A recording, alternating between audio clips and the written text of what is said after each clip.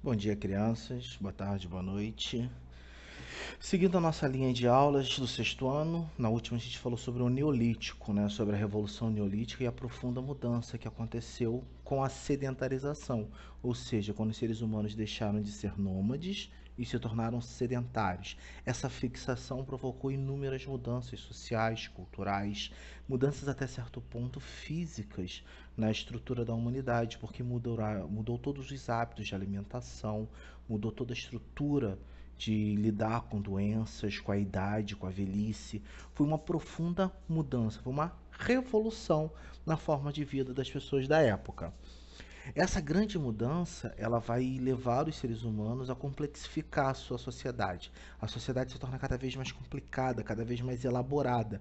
Surgem camadas sociais, as chamadas classes sociais, surge a noção de propriedade privada, tudo isso vai se tornando real, vai se complexificando dentro desse processo de revolução neolítica. Uma outra coisa que acontece dentro desse processo é a mudança nos materiais que se usavam para fazer as ferramentas. Como todos nós sabemos, na Idade da Pedra tivemos duas etapas onde se usava pedra lascada no Paleolítico e polida no Neolítico. E a Idade dos Metais ela sugere a mudança justamente desse material que se usava de fazer as ferramentas, no caso antes de pedra, e agora fazer as mudanças para o metal.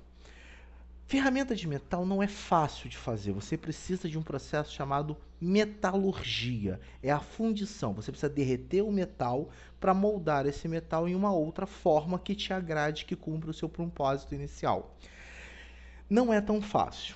O primeiro metal a ser controlado, por assim dizer, pela humanidade foi o cobre, um metal mais macio, por assim dizer. Ele era derretido com uma certa facilidade e moldado dentro daquela realidade que se era necessária. Porém, o cobre não é um metal muito forte, ele é um metal mais mole. Então, ele não era usado para ferramentas de uso contínuo, ele se tornou um metal mais ritualístico.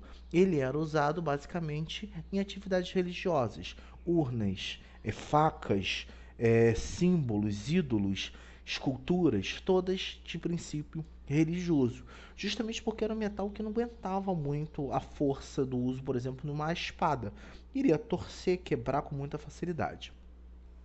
Mais para frente se aprendeu a controlar o bronze. Esse já é um metal mais duro, mais resistente.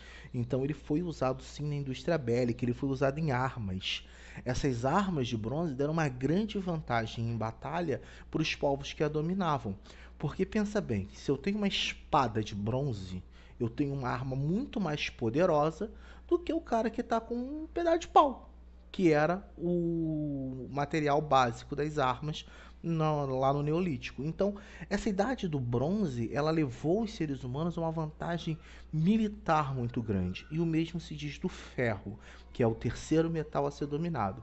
Quando as sociedades desenvolviam o controle do ferro, elas tinham uma vantagem absurda sobre as outras, porque o ferro é um metal muito resistente, muito forte, muito duradouro. Então ele tinha um uso militar muito mais interessante, levando esses povos a ter vantagem em conquistar outros povos. Foi o caso, por exemplo, dos assírios, foi o caso de vários outros povos dentro desse contexto. É importante frisar que o uso do metal no trabalho do dia a dia não vai ocorrer na antiguidade. Isso só vai acontecer bem mais para frente, lá para os idos da Idade Média, porque em geral o metal era muito caro, era um material muito nobre, então ele não era usado, por exemplo, um arado para uma enxada, para uma pá. Não, isso ainda era feito de pedra e madeira. Não, o uso do metal na agricultura só vai se dar bem mais para frente, lá pela Idade Média. A Idade dos Metais, ela também marca o processo de surgimento das cidades. Tá? A primeira cidade que a gente tem notícia, que a gente tem conhecimento, foi a cidade de Ur, que fica na região da atual Iraque, onde era a Mesopotâmia. Essas cidades elas vão se estruturar de uma forma bastante simples. É um grupo de casas que cercam uma estrutura religiosa, que era o templo, e uma estrutura administrativa, que era o palácio do rei, e isso tudo cercado por um muro. Essa que é a definição básica de uma cidade na antiguidade. Era um grupo de pessoas, era uma sociedade, era uma civilização, era um conjunto tribal cercado por muros. Isso formava uma cidade. O conceito que nós temos de cidade hoje é um conceito bastante moderno. Ele só vai acontecer mais para o século XIX para cá. Até a final da Idade Média, Idade Moderna, as cidades eram muradas. E que se definia cidade era o que estava por dentro daqueles muros.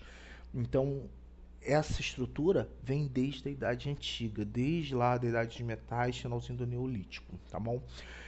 Na próxima aula a gente vai abordar outros aspectos dentro do Neolítico, como por exemplo a propriedade privada e a sociedade, a organização social como um todo. Até a próxima aula, a gente se vê. Beijão, tchau.